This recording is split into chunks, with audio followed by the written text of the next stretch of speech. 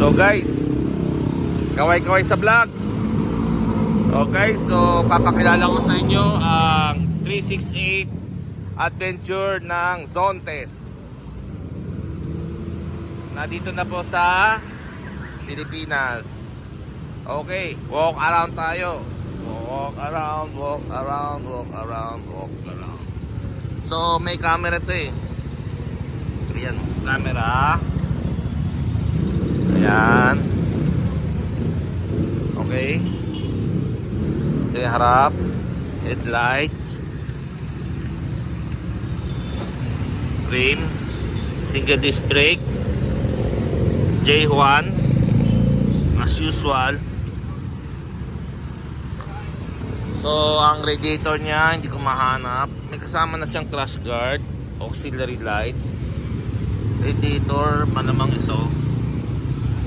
Okay, ang gulong niya is size CST, changing tires always pag China. 110, 17 J1. Okay, so ang susi niya is ito.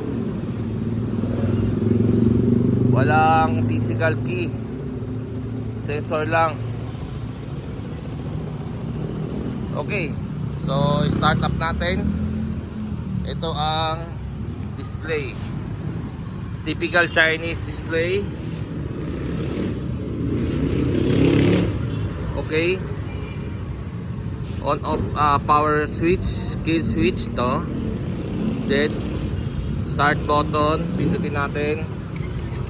Nag start up na. Gasoline, RPM, ABS,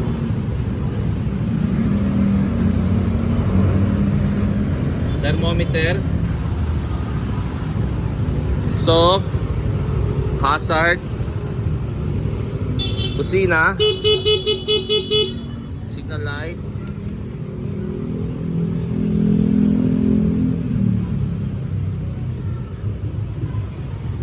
passing light,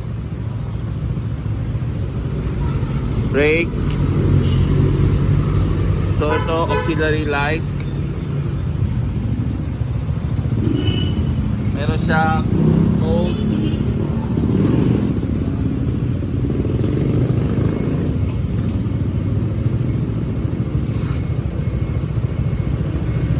Okay, papatayin 3 seconds. Patay ang signal light. Pag bubuksan ng upuan, ito pipindutin. Ayaw bumukas. Pindutin natin ulit. Ayaw pa rin bumukas. May heated grip. Ito, tatlong settings. So, ito po ay gawa ng China, 368cc to exact. Okay? So,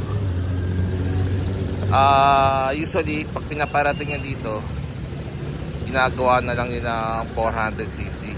Pero sa China, swerte ito. 368, kaya ayaw nila ang palitan.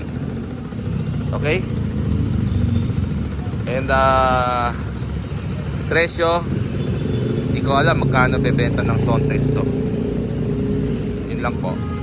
So mamaya i-review natin sa kalsada. Ngayon lalagyan pa natin ng gasolina.